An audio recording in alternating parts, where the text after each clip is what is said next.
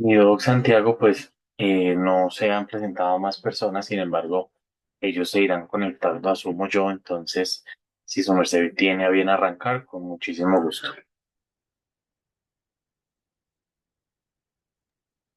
Gracias, Gustavo.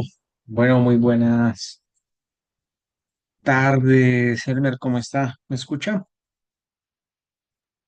Sí, señor. Listo. Quería preguntarle, ¿leyó el textico de política criminal de Nieves Sanz? Hola, doctor. Sí, sí, señor, lo leí en la tarde frente a los movimientos que ha sentido estructurales, el derecho penal, el positivismo en cuestión después de la Segunda Guerra Mundial, la implementación. Lo leí. Bueno, entonces, ¿por qué es relevante ese texto? Que nos dice, fíjese que la política criminal tiene un giro porque hay un abandono en el mundo luego de del fin de la Segunda Guerra Mundial, con la reconstrucción europea y principalmente por la influencia del constitucionalismo italiano, el constitucionalismo social, que después se va a derivar en el Estado Social de Derecho, nos va a decir hay una crítica al positivismo. Y esa crítica al positivismo entonces nos va a dar una nueva orientación hacia los valores, hacia los principios, que es lo que enfoca ese constitucionalismo.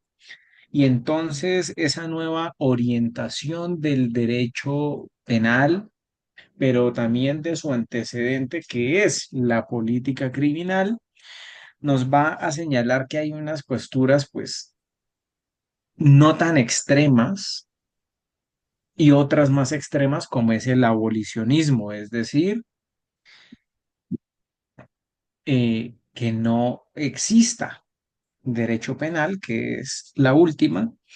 Y van a venir una serie de autores, entre los cuales esta autora destaca pues a Klaus Roxin y a Jacobs, ¿cierto? Y a Roxin a partir de los años 70, cuando empieza a señalar que toda estructura del derecho penal debe amalgamarse o superponerse a la política criminal y que ninguna interpretación de los preceptos legales puede hacerse alejado de un análisis político-criminal. Y eso va a influir en el pensamiento de Roxin, en su esquema, en la protección de la norma. Igualmente, a partir del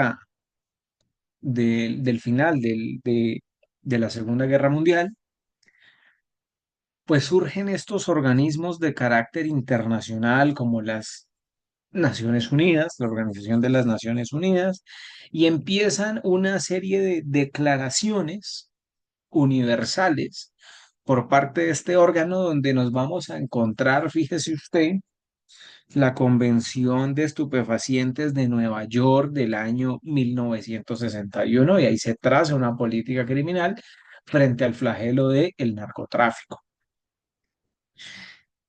Usted va a encontrar, por ejemplo, en el año 88 la Convención de Naciones Unidas sobre este tema del narcotráfico o denominada la Convención de Viena. Vamos a encontrar en los años 2000, 2001, en el 99 incluso, la convención eh, relacionada con las organizaciones terroristas, la financiación al terrorismo, y viene una serie de conductas que desde nuestro ámbito regional trazan una política criminal. Si nosotros nos vamos a Europa, por ejemplo, Europa suele recurrirse o examinarse la política criminal de forma internacional a partir de la Unión Europea y el Consejo de Europa. El Consejo de Europa uno lo puede ver, por ejemplo, en la Convención de Estrasburgo de 1990. En esa convención se van a delimitar aspectos relacionados con las ganancias ilícitas y se traza una política criminal derivada no solo a buscar la responsabilidad penal de las personas, sino la confiscación de sus bienes.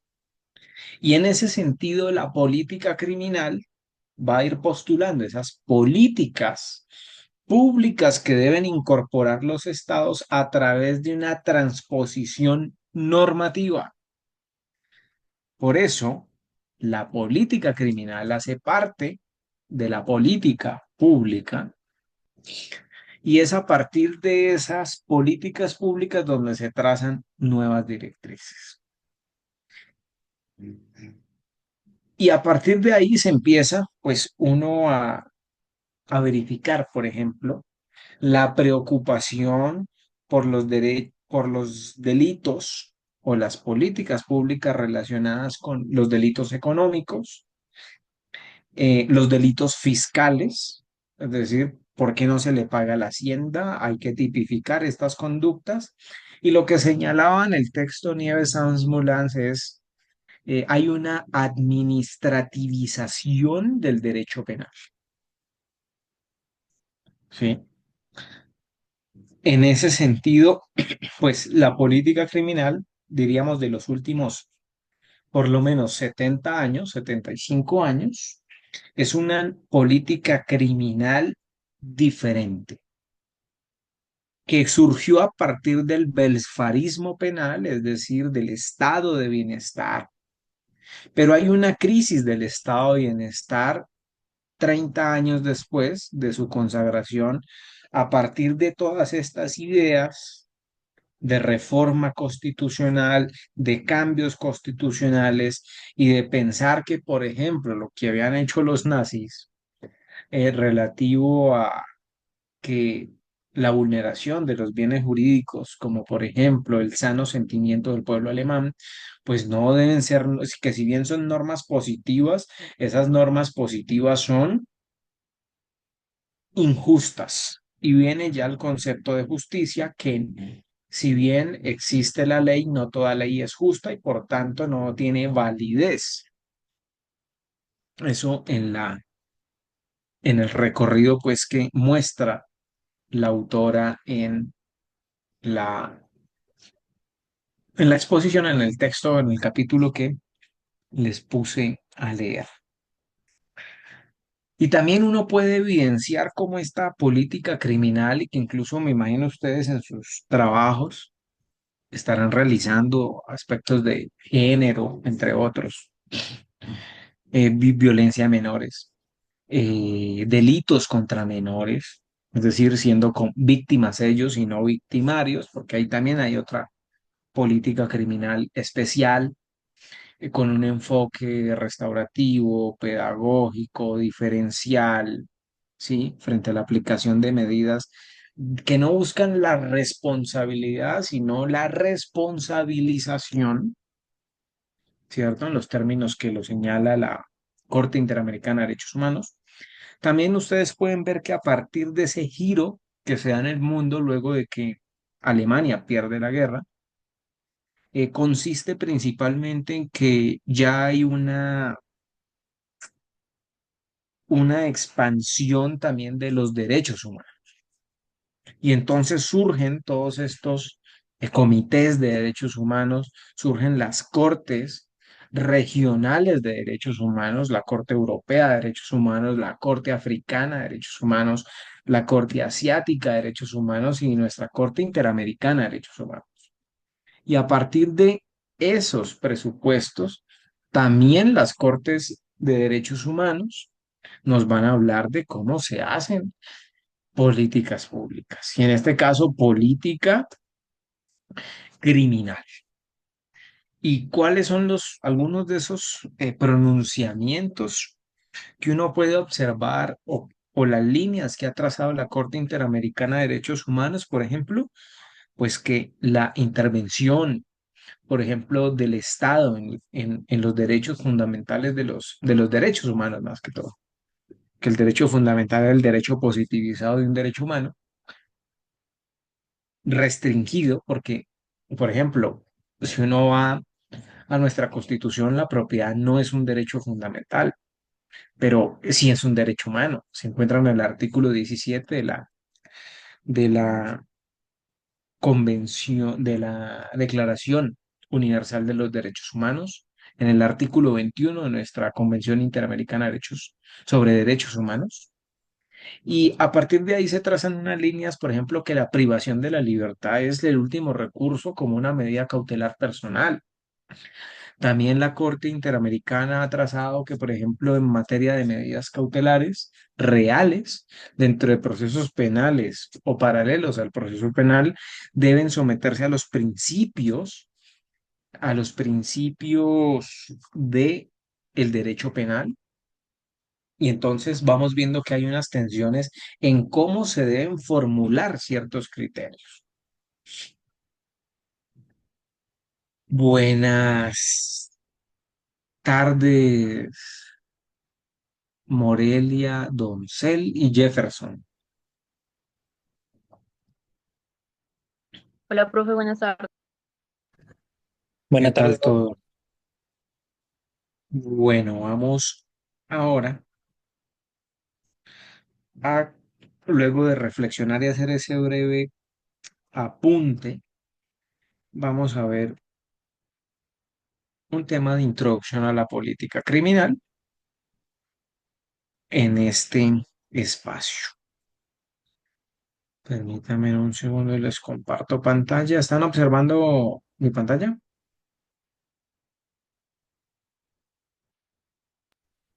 Creo que está cargando.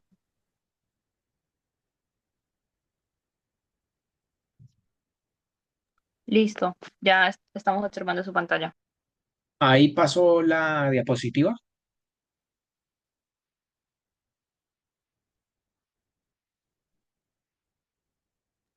Sí, señor, estamos en la de fase de criminalización. Listo. Cuando ustedes leen la sentencia C-646 del 2001, así como los diferentes compes de política criminal, ustedes van a ver que hay cuatro fases de criminalización.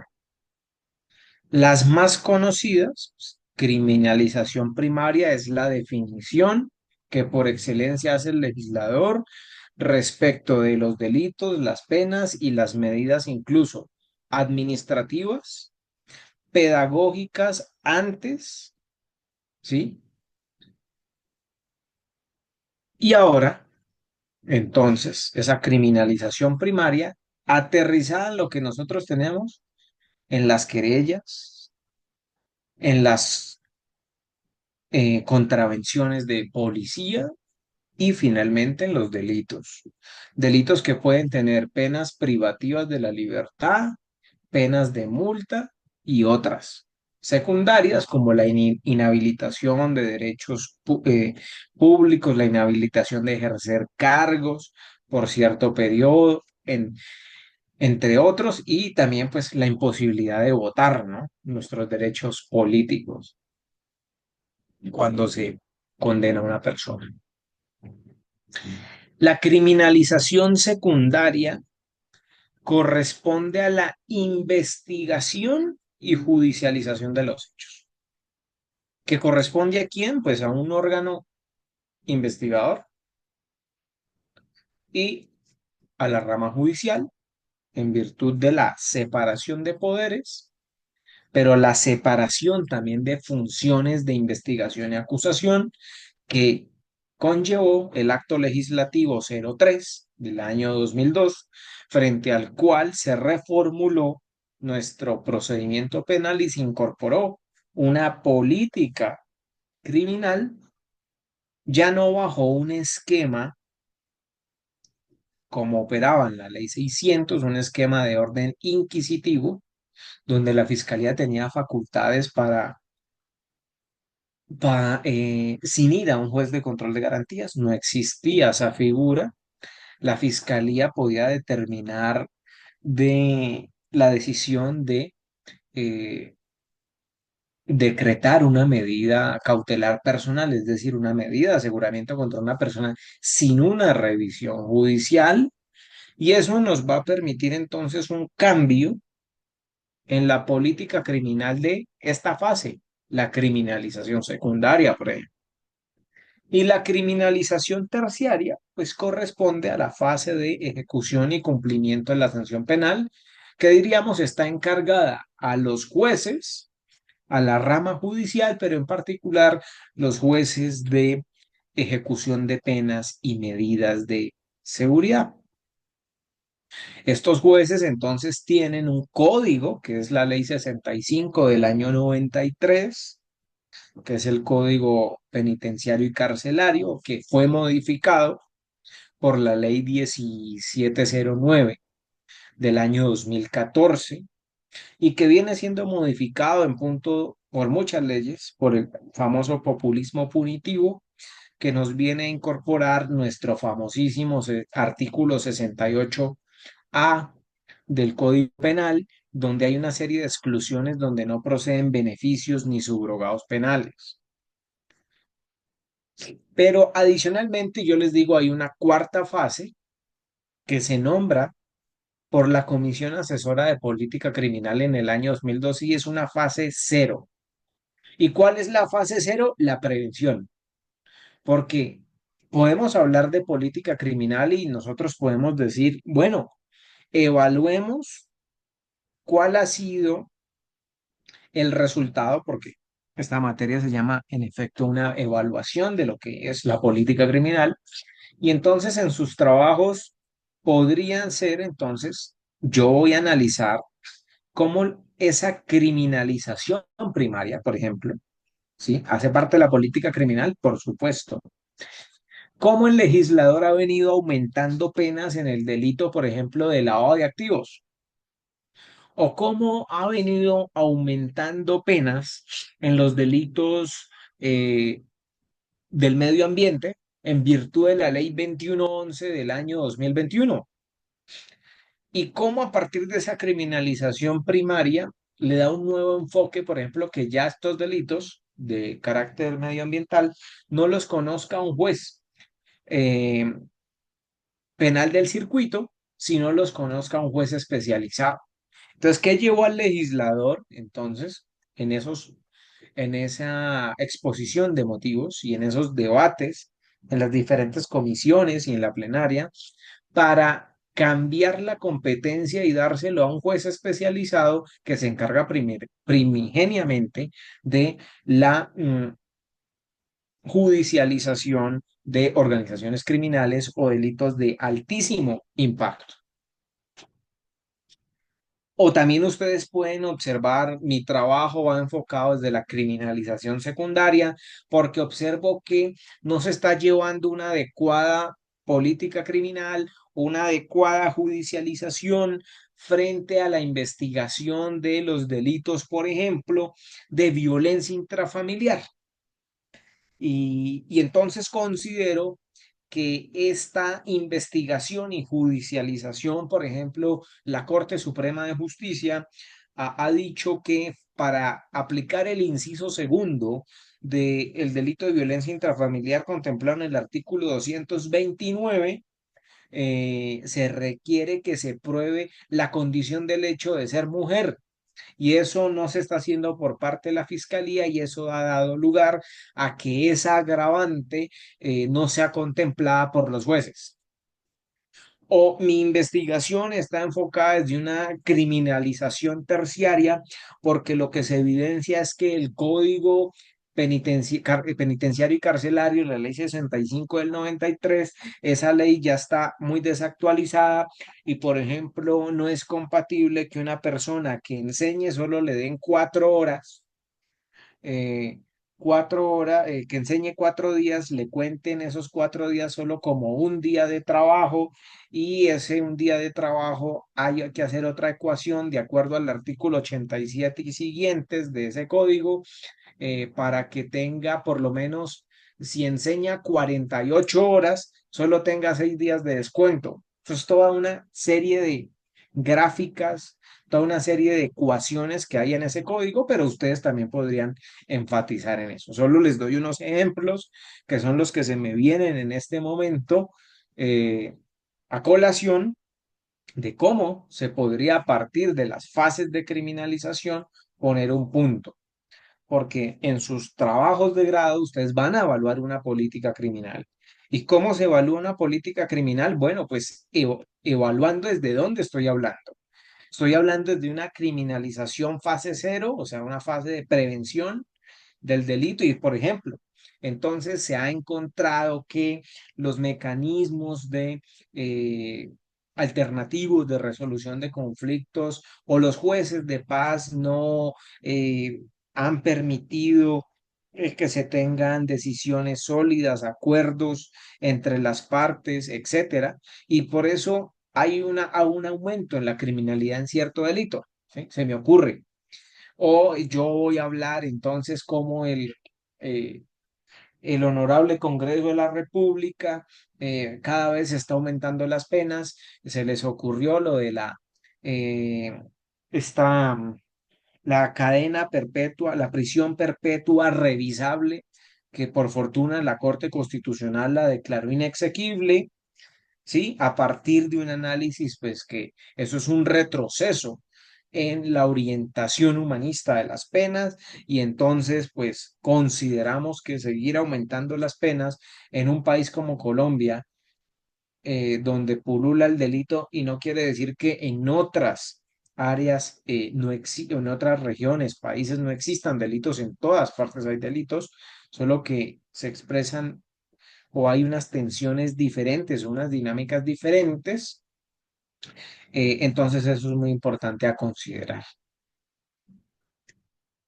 Entonces, lo que les decía, entonces, cuando yo voy a evaluar esa política criminal, después de decir desde qué fase de criminalización estoy, pues la política criminal que voy a evaluar, ¿dónde está?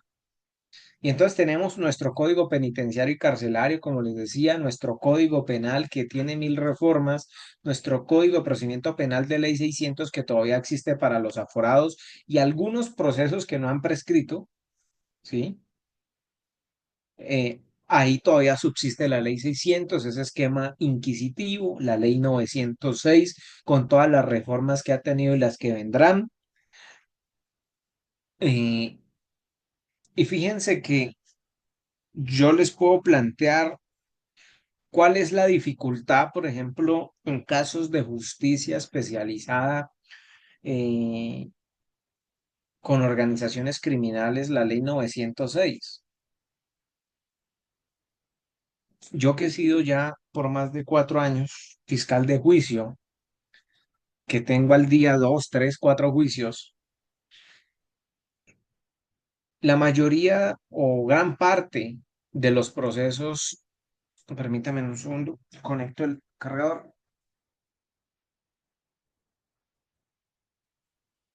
contra personas que pertenecen a organizaciones criminales, grupos armados organizados, grupos delictivos organizados, pues los testigos regularmente son personas, las pruebas son personas. Y si amenazan a un testigo, ¿ustedes creen que el testigo va a ir a juicio? Porque en nuestro esquema procesal, la política criminal que se dio, sí, que vino impuesta por parte de Estados Unidos, es que los juicios son orales, ¿no? Y el juicio por jurados. De hecho, nuestro código de procedimiento penal tiene el juicio por jurados, solo que aquí, pues, un jurado lo matan, pero el testigo también. Entonces, los testigos no van a ir a juicio y muchas veces esos casos se pierden, no porque la persona sea inocente, sino porque no hay. Definitivamente no hay una seguridad que el Estado le pueda dar a esa persona para que declare en contra de otra. La ley 1098 del 2006, el Código de Infancia y Adolescencia, ¿para quiénes aplica el Código de Infancia y Adolescencia? ¿Para qué clase de adolescentes? O diríamos, ¿qué entiende el legislador por adolescente? Gustavo,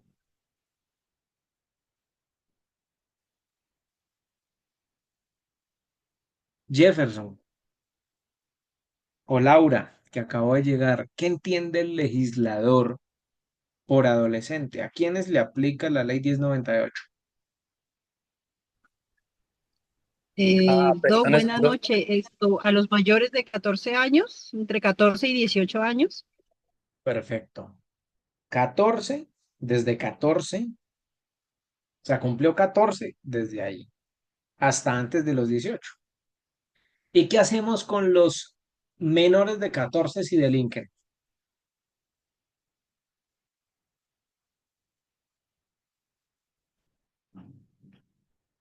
Porque yo he visto personas de 13 años Ahí, delinquiendo.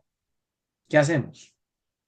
sí, sí, pero para ellos no hay tema, digamos, no hay judicialización, serían como inimputables y pues hay unos temas, no sé qué tan efectivos, pero como educativos, de restauración de derechos. Antes, cuando son victimarios, Correcto, más bien el sistema los trata como víctimas.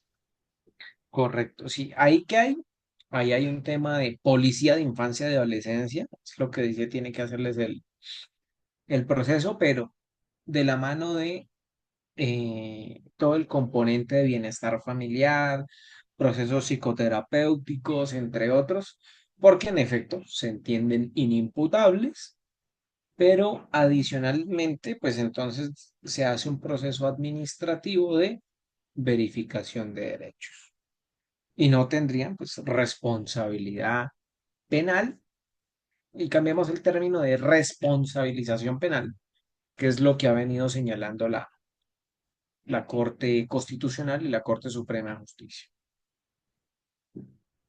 La ley 1709 que ya les mencioné, el 2014 reforma ese código y mete unos articulitos también drásticos para eh, prohibición de subrogados, todo ese tema. La ley Doc, tengo una pregunta. 1760. Sí, claro.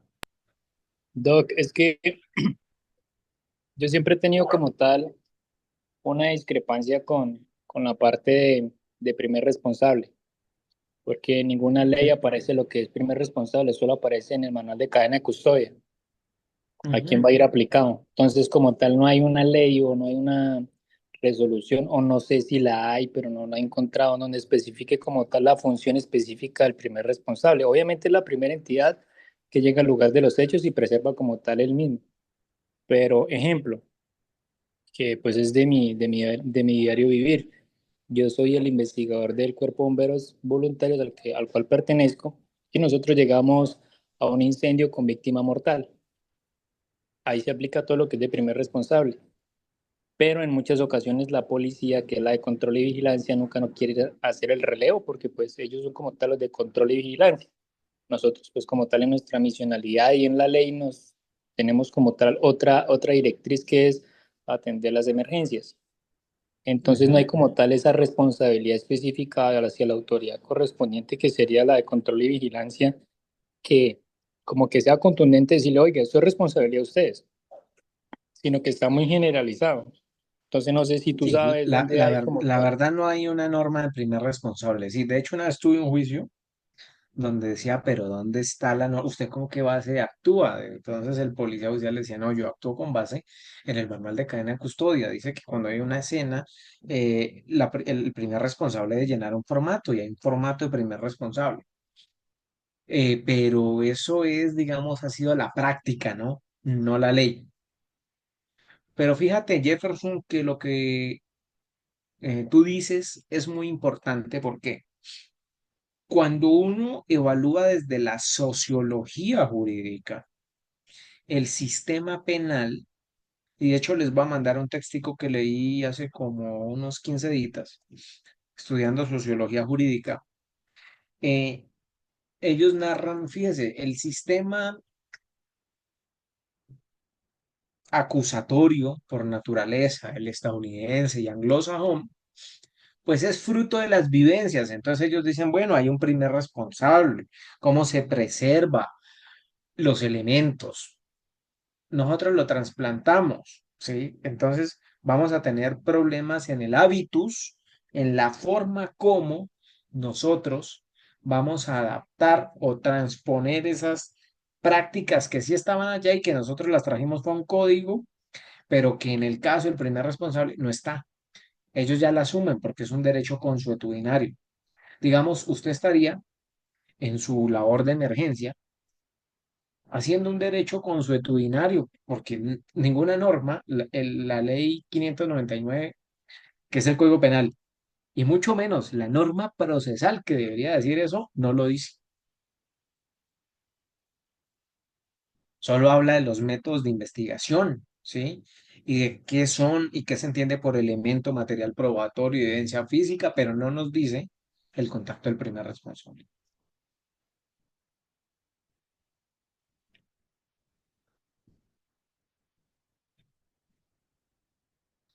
Entonces, este gráfico nos muestra cómo es el circuito de las diferentes fases de criminalización. La fase previa, la política criminal cero, que son diseños de medidas de prevención, que ustedes la ven en la parte superior izquierda, el diseño de la política pública y los métodos alternativos de solución de conflictos por ahí, que deben ser como una barrera de contención a la judicialización y juzgamiento. Porque si el método alternativo de resolución de conflictos no pasó, ahí ya hay un conflicto, ¿sí? Porque el Estado, a partir del ejercicio del ius puniendi, de la acción penal, se apropia del conflicto. Porque imagínense en unas lesiones personales o en un hurto, ¿sí?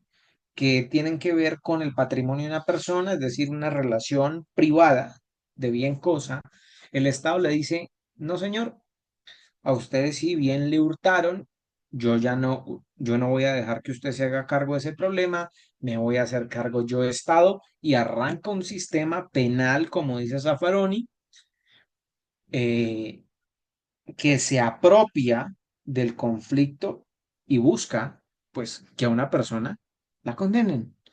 Porque el derecho penal, como lo dice también Eugenio Raúl Zaffaroni, es que el derecho penal está hecho para penalmente responsables. Yo no voy a criminalizar ni a llevar al sistema penal a ver qué pasa, como muchos fiscales lo hacen, a ver qué pasa.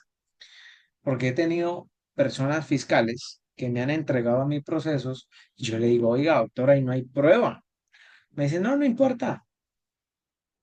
O sea, si el diseño de la política criminal también debiera tener un eslabón, oiga, capacitación a los funcionarios judiciales, ¿sí? Porque es que yo con una solicitud de medida de aseguramiento, pero con lo principal, cuando arranca formalmente el proceso penal con una imputación, yo le puedo acabar la vida a una persona. Un fiscal de extinción del derecho dominio con una resolución de medidas cautelares en virtud de la ley 1708, es decir, el Código de Extinción de Dominio, le puede acabar la vida patrimonial a una persona. Mm, Pero supongamos entonces que ya estamos en la fase secundaria de criminalización del diseño de esa política criminal, pues ya hay una noticia criminal y esa noticia criminal tiene dos vías, o se acaba por vía del archivo, por vía de la preclusión, o continúa a través de terminaciones anticipadas, bien porque la persona acepte, bien porque preacordó, o porque si bien no se acogió a ninguna de estas, se hizo un juicio y se la condenó. Y ya hay una sentencia. Y esa sentencia condenatoria me va a abrir un nuevo boquete que es la criminalización terciaria, que es la fase que ustedes ven en verde, donde hay una sentencia, pues, condenatoria en ese caso, absolutoria, pues no entraría en esa fase, digamos, ahí acaba el proceso. Y hay una fase de qué? De privación de la libertad en la mayoría de los delitos. No voy a hablar de los que tienen pena de multa, porque tendrá que pagar la pena de multa. Y empieza un proceso de, entre comillas, resocialización, porque yo lo que he visto en la justicia penal especializada es que muchas de las personas que entraron cometiendo delitos menores luego terminan en otros delitos más graves. Y les voy a contar un caso que tuve.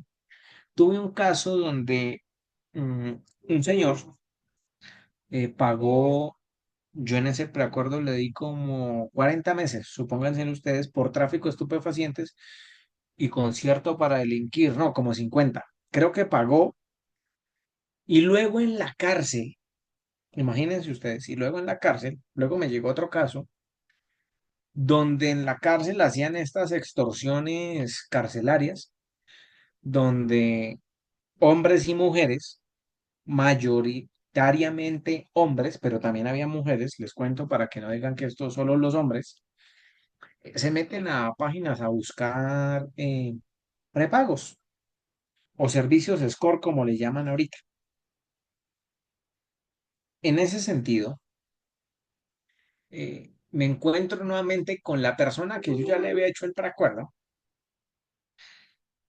que era una de las personas que mandaba su número de celular a las personas que, pues yo nunca he entrado a una página de esas, ¿no?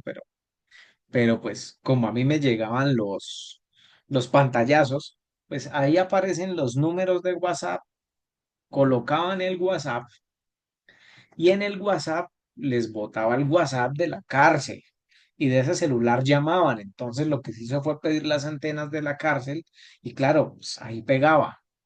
Por eso pues nos dimos cuenta que eran llamadas o extorsiones carcelarias, que estaban al lado de la picota o de la modelo, esas antenas.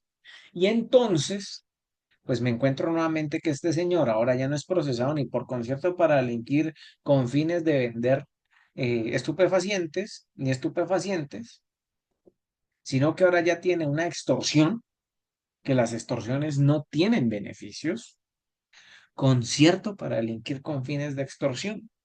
Y tuve otro caso también por allá en el 2021 a principios, donde yo llevé un caso sexual donde el padrastro abusaba de la hijastra. Y me acuerdo mucho es por el apellido, de apellido Ducuara al señor. Y al señor lo condenaron por el delito sexual. Yo practiqué las pruebas de juicio. Y al señor me lo vine a encontrar el año pasado porque hacía parte y la niña cuando declaró por allá en el 2021 dijo que el padrastro vendía estupefacientes. Y declaró la mamá y dijo que el padrastro vendía estupefacientes. Digamos, como no era mi tema de prueba, pues yo me enfoqué en mi delito sexual en ese momento. Pero el año pasado, como en enero, me llegó ese caso y este señor, pues ya estaba, ya tenía yo el proceso de donde pertenecía a una banda de tráfico de estupefacientes bastante estructurada. Fuera de eso era el líder de la banda, con videos, con interceptaciones, todo. Pero en ese interregno y preacordaron casi todos, menos el señor. Pero lo más controversial es que me pidieron la sustitución, fíjense, política criminal, la sustitución de la medida, supuestamente porque ya no se cumplían los fines de la medida de aseguramiento, eso es pura política criminal, y al señor le dieron pues la sustitución y lo mandaron para la casa. Y ahí estaba la mujer, y la mujer también me pidió la audiencia, con ella sí yo no me opuse, con el señor sí me opuse, y a la señora pues los mandaron para la casa mientras seguía el proceso. Pues resulta que el señor mató a la señora y es investigado por feminicidio, o sea, toda una vida delictiva. Y me he encontrado también, o sea, mató a la esposa. Mm, y me encontré otro caso también de jóvenes, díganse ustedes 20, 21 años, que me aceptaron cargos, o sea, un preacuerdo, y les di una pena baja porque son jóvenes, ¿sí? Digamos, yo trato de darles ser muy laxo ahí cuando son jovencitos, pero me he encontrado que muchos tenían antecedentes, no se puede llamar propiamente antecedentes porque la ley 1098 dice que las condenas de responsabilización no son antecedentes, pero pues si uno busca en el SPOI aparece el registro, digamos, tienen registros. eh, y me he encontrado con personas adolescentes, ya mayores obviamente, que en su adolescencia han tenido más de tres, cuatro entradas al sistema penal de responsabilidad para adolescentes. Y entonces uno se pregunta, bueno, evaluemos la política criminal en caso de estos jóvenes. Pues esta política criminal no sirvió, porque entonces, ¿qué es lo que se examina y cómo es ese proceso de administrativo de restablecimiento de derechos? ¿Está siendo efectivo? Bueno, evaluémoslo. Digamos, sí, se dice que hay una estadística que dan cuando uno va a estos conversatorios de responsabilidad penal para adolescentes. Digamos que yo que estoy en el curso de jueces, en el curso concurso, hay un módulo de sistema penal de responsabilidad para adolescentes. Y en Medellín y aquí en Bogotá hay unos temas de resocialización donde se ha visto que el 85% de los jóvenes no reincide, pero ¿qué está pasando con el otro 15%? ¿Sí? Entonces, toda esta configuración que se ha establecido a través de normas penales y no penales, pues tiene unas dificultades, pero también unas dificultades también por los diseños de medidas de prevención, es decir, la fase cero de la política criminal. Y es que muchos de esos jóvenes, y lo que uno se da cuenta, pues es que estamos procesando, como dice Zaffaroni, a los pobres, ¿sí? Las cárceles están abarrotadas de personas pobres que no tienen los recursos suficientes, ¿sí? Sin que ello quiera decir que los ricos no delincan, ¿sí? Que yo fui fiscal de extinción del derecho a dominio hace más de 6 años y afecté a personas de muy poderosas eh, que delinquen. Y claro, vemos o nos consternamos por el hurto, pero no nos consternamos muchas veces por los desangres patrimoniales de los delitos de corrupción que matan. Fíjense lo que pasa en La Guaira. Entonces también es un análisis que debe ser mirado. En el texto que les envié hay algo muy importante. Entonces, en el texto que les envié se los puedo resumir de la siguiente forma en esta diapositiva. ¿Qué es la política criminal? Unas respuestas frente a qué? Frente a unas conductas que el Estado considera reprochables.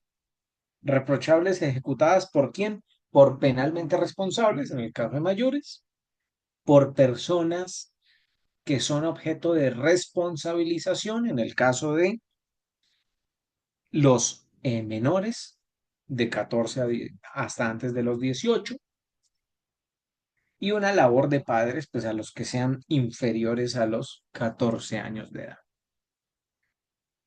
Pero esa política criminal tiene varias respuestas y entonces yo que voy a evaluar, ustedes que van a evaluar la política criminal, lo vamos a hacer desde la sociología, desde el campo social, es decir, cómo se ha interiorizado en la sociedad y cómo se ve de manera exterior, porque se ven los dos puntos, lo que examina la sociología, cómo se ve. Desde el componente jurídico, cómo yo evalúo las normas penales, o desde el componente cultural, los medios de comunicación, el tema de sigamos subiendo las penas, mandemos a los delincuentes y los que delitos sexuales castrémosles, cortémosles su miembro viril. Eso es lo que salen a decir, eso es lo que salen a decir los políticos para buscar votos. O podemos encontrar respuestas administrativas. Entonces, la política criminal tiene unos elementos. Esos elementos, pues tenemos que buscarles, ustedes que están ya en un nivel de maestría, tienen que buscarle un fundamento a partir de un estado del arte, ¿no? O estado de la cuestión. Entonces el argentino, el profesor Alberto Binder, señala que la política criminal es violencia estatal organizada. Claro que es violencia, porque si el Estado de manera coactiva se abroga un conflicto para sancionar a otro, pues ¿qué más violento que eso? ¿Qué más violento que eso? Que las fases de política criminal o de política criminal primaria, cuando el Estado impone a través del legislador unas sanciones, unos tipos penales, unas penas, donde más se ve palmario es en la secundaria y lógicamente en la terciaria, por cuanto es ahí donde se paga la pena de prisión, donde la cárcel es la regla general, con posterioridad a las ideas iluministas que trajo eh, Barata, ¿sí?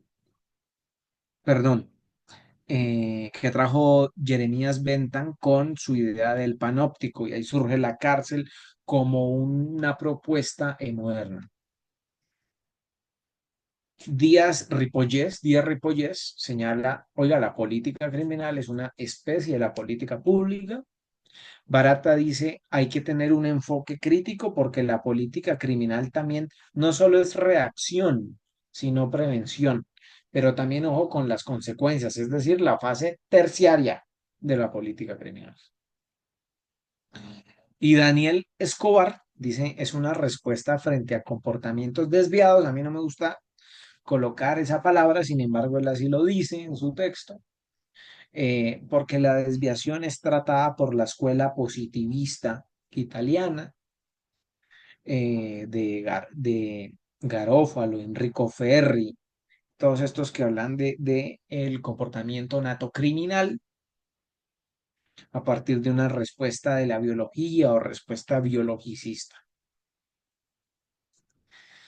Entonces, la política criminal se ocupa de comportamientos reprochables, establece medidas que pueden ser jurídicas, culturales, administrativas, es decir, lo que hablábamos hace casi un mes. Tenemos una respuesta comprensiva de lo que es la política criminal. Entonces, por ejemplo, aquí nuestro compañero Jefferson, que es bombero,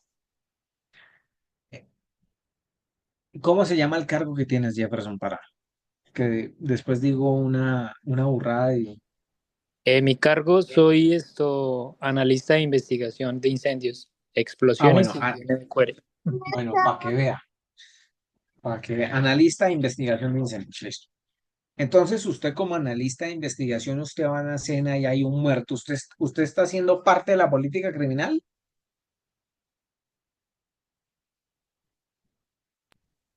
Sí, claro, porque prácticamente si Por no, supuesto.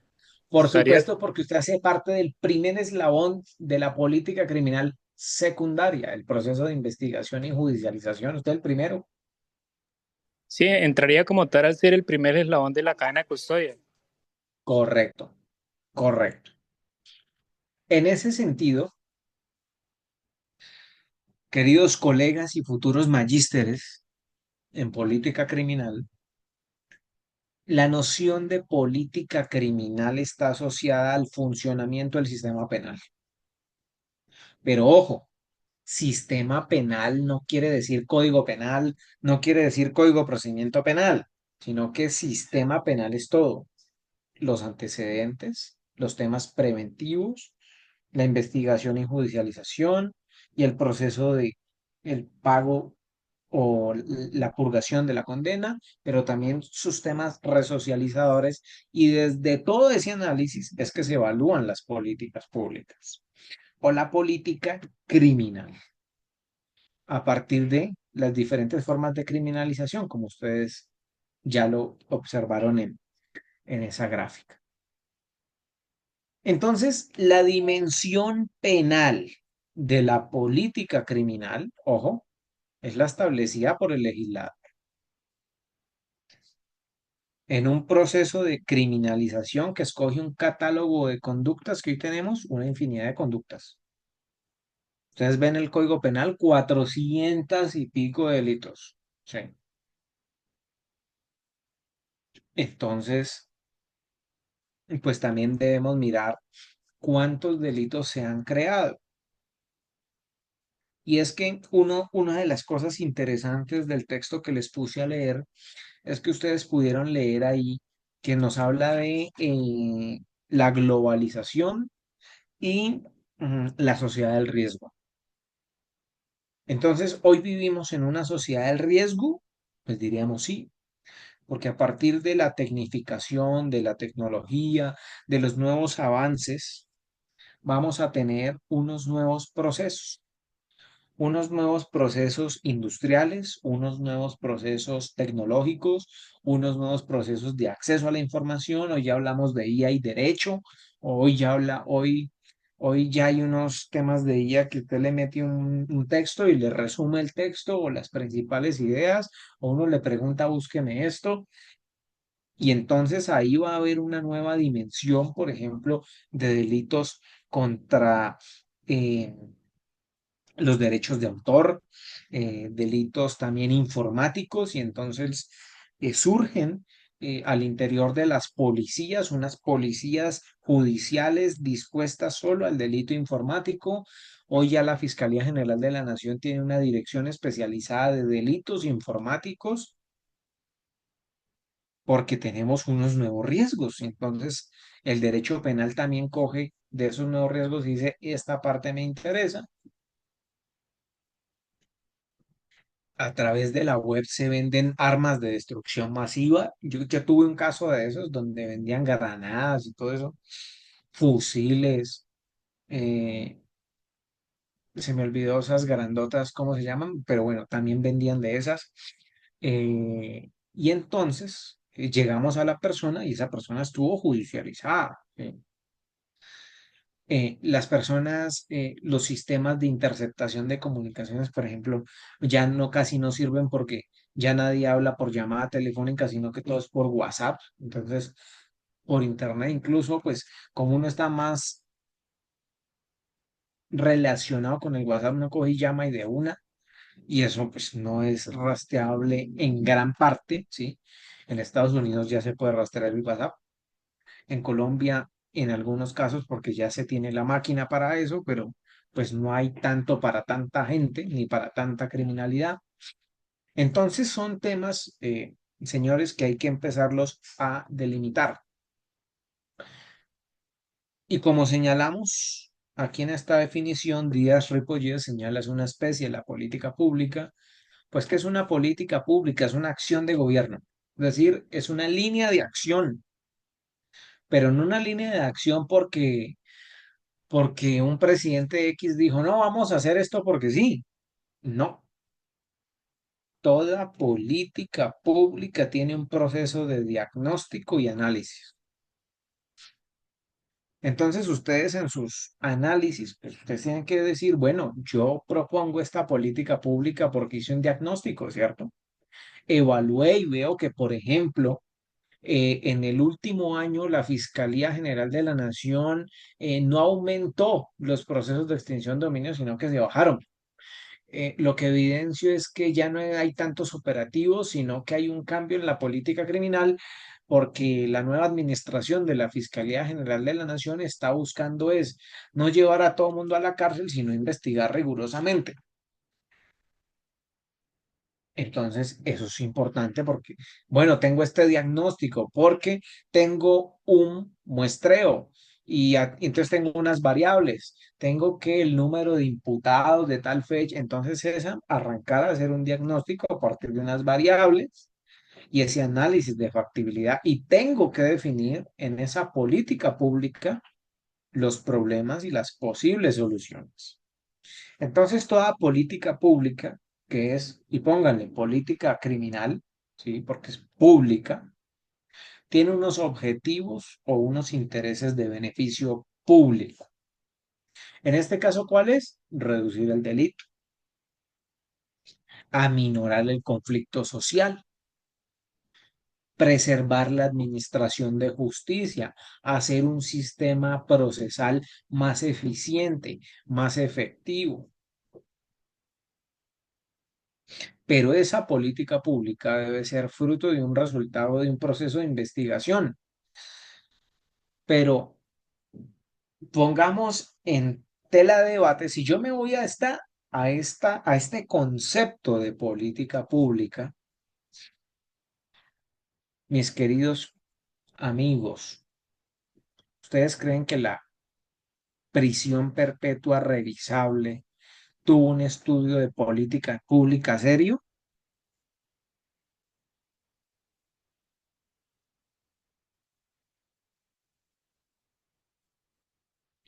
¿Ustedes qué creen? No todos al tiempo.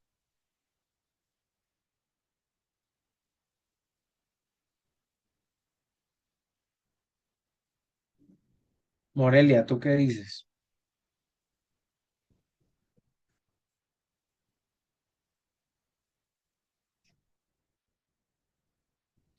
Se fueron. Pues no. Cuando uno lee la sentencia que declara inexequible esa norma, observa que la Corte sí hace un estudio de que esa política pública es regresiva y que no humaniza la pena. Porque es que, como decíamos al inicio, cuando no habían llegado todos, la política pública o la política criminal más bien, ahora ya bajo la nueva orientación después de la Segunda Guerra Mundial, esa nueva armonización debe hacerse bajo una teoría de los derechos humanos. Y dentro de la teoría de los derechos humanos está la humanización de las penas. Razón por la cual, pues esa política pública no solo era inconstitucional, sino inconvencional.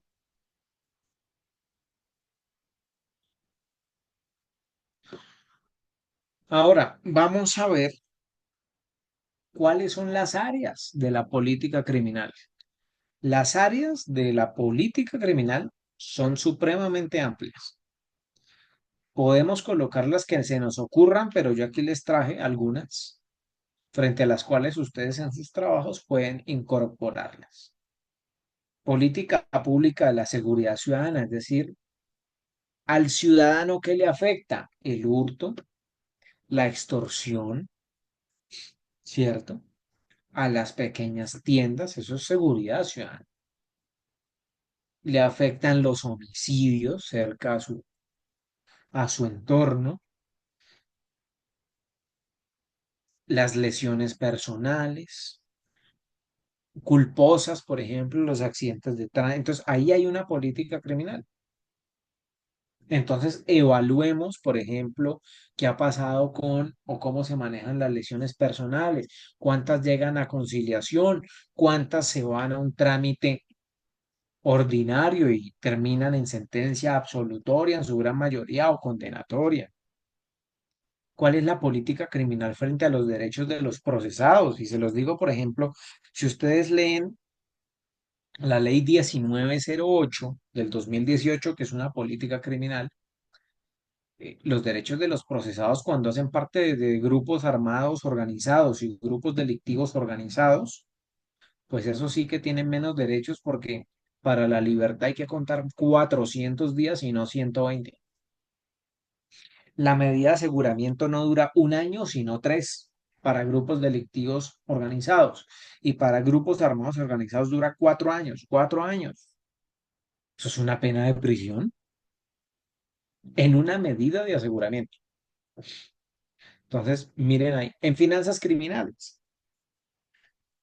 se creó el Código de Extinción de Dominio. Eso puede ser una parte de las finanzas criminales, pero también, por ejemplo, se creó la Dirección Especializada contra los Delitos Fiscales, ¿sí? También el delito de lavado de activos se aumentaron las penas. Y fíjense cómo esto va bordeando todo un tema que ustedes pueden analizar en cada punto. Con el crimen organizado, la ley 1908 nuevamente tiene unos incrementos para atacar y porque además la justicia está colapsada. Yo tengo unos casos, por ejemplo, les cuento, eh, en varias zonas del país, principalmente en los llanos orientales. Tengo una audiencia hoy, no se presenta un defensor, dentro de 6 meses vuelvo a tener la audiencia. Entonces, el legislador entendió que necesitaban unos plazos más largos, pero es que necesitamos es más gente, no aumentarle y restringirle los derechos a los procesados. ¿Sí? Igual no han sido vencidos en juicio. La ciberdelincuencia, los delitos informáticos, entre otros. ¿Sí? El sistema de penal juvenil, una política criminal diferencial para ellos. El modelo de justicia para ellos, el modelo de justicia penal, el modelo de justicia penal militar en relación con el servicio. Son modelos disímiles, pero son política criminal. Piénsense en ustedes también en el sistema de justicia indígena. Ya están hablando por ahí que necesitan uno para comunidades afro,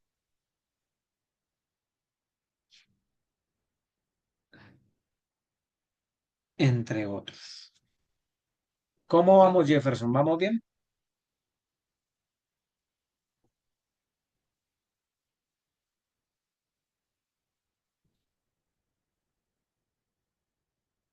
Jefferson, ¿me escucha? Sí, señor. Bueno, creo que en unos 7 minuticos acabamos la sesión de hoy, que me informaron que no me pasara más de hora y 10, hora y cuarto. Bueno, ¿cuál es el origen del concepto de política pública? Política criminal. La primera vez que se escuchó la expresión o se leyó la expresión política criminal fue en el siglo XVIII por Klein Shork, que la definió como un conocimiento de aquellos medios que el legislador haya en una disposición del Estado para impedir delitos y proteger el derecho natural. Pues recuerden que en el siglo XVIII se hablaba más que todo del derecho natural y un naturalismo racionalista. ¿Por qué es importante esta definición? Porque dice aquellos medios, que el legislador no dice medios penales, sino que los medios son todas las herramientas que tiene el Estado. Razón por la cual Frank von Liszt va a decir, la mejor política criminal es la buena política social. Y es decir, que el problema del delito no es un problema jurídico ni un problema sancionatorio, porque es que cuando ya hay un tema sancionatorio es porque ya el problema no se pudo solucionar. Por eso von Liszt nos va a decir, oiga, hay que mirar lo que nosotros hoy llamamos la fase de criminalización o de política criminal cero. Es decir, la perspectiva o la política criminal dirigida a evitar el conflicto. ¿Sí? Y que cuando no haya funcionado esta política criminal de prevención del delito, pues ya nos toca ir a las otras, sí, a las siguientes fases de criminalización. Ese concepto de política criminal se va consolidando en el siglo XIX al señalar Frank von Liszt la diferencia entre derecho penal y normas jurídico-penales con una integración objetiva y subjetiva, un tipo objetivo, un tipo subjetivo, ¿sí? La criminología encargada de examinar el delincuente, pero la política criminal que busca las herramientas para hacer contención a los delitos, pero también al delincuente. Es decir, la política criminal es una ciencia integrada, como lo señala von Liszt, y verifica a partir de un estudio, fíjense lo que él dice, técnico, un estudio técnico de la legislación. eh, ¿Para qué? Para dirigir una lucha consciente contra el delito, no como nuestro legislador que dice pongámosle cadena perpetua a todo el mundo, incluso a los acosadores y violadores, no les permitamos trabajar. Entonces, fíjense el problema de no evaluar una política criminal de manera concienzuda y con estudios técnicos. Roxin, bueno, esto ya lo vimos, habla de los conocimientos mm, frente a la política criminal de cara a las estructuras del derecho penal.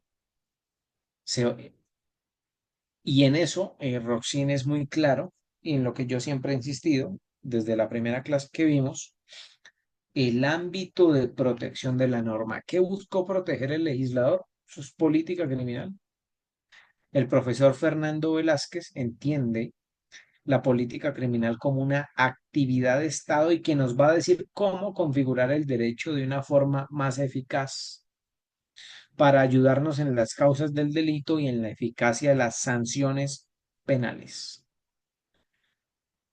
Bueno, esto ya lo vimos.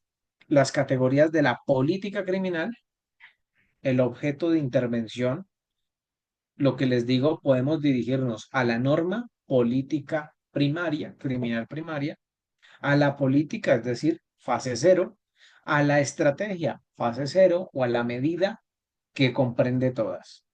Sí, porque puedo adoptar medidas, herramientas, instrumentos en la fase cero, igual en la investigación y judicialización, igualmente en el proceso de pago de la sanción, es decir, la ejecución de la pena, y en la fase de resocialización. Pero ¿qué medios tengo que escoger para hacer esa intervención? Es decir, ustedes tienen que examinar mi objeto de estudio es este, los medios con que pretendo mejorar o criticar o estudiar de forma crítica son estos, que me van a permitir tener una mejor política criminal y los fines que se persiguen son estos. Los fines que perseguía el legislador son estos, los fines que se ha buscado a partir de la rama judicial, de la fiscalía como ente persecutor son estos, la procuraduría también hace política criminal, que, diga, obviamente hace parte del sistema de enjuiciamiento penal y entonces bajo estos tres marcos conceptuales es que yo también examino la política criminal porque son sus tres categorías, objetos, medios y fines, lo que nos han enseñado en toda investigación. En ese sentido, mis estimados y queridos colegas, nos vemos la próxima clase. Ha sido un placer compartir con ustedes el día de hoy. Quiero preguntarles si ha quedado todo claro, si tienen dudas, preguntas, me las pueden hacer.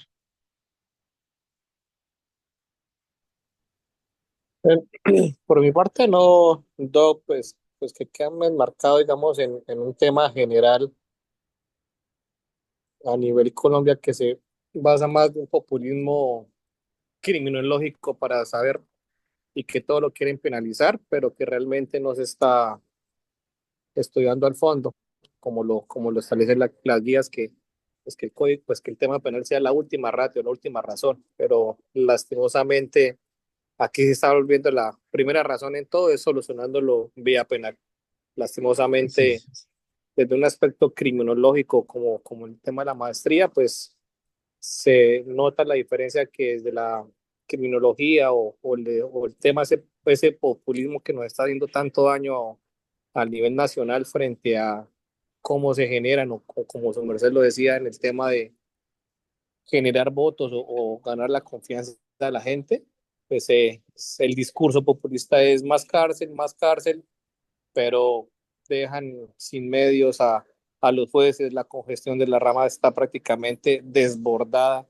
Si nada es más acá, verdad. yo soy de acá de los Llanos de Yopal, es un tema que un fiscal local lleva más de 3.500 procesos y son temas de que todos los días hay hurtos, todos los días hay lesiones, todos los días y la única razón que se encuentra es discurso, pero no se ataca de fondo como esa conducta. Sí, correcto, porque es que, eh, ¿me está escuchando? Sí. Sí, señor.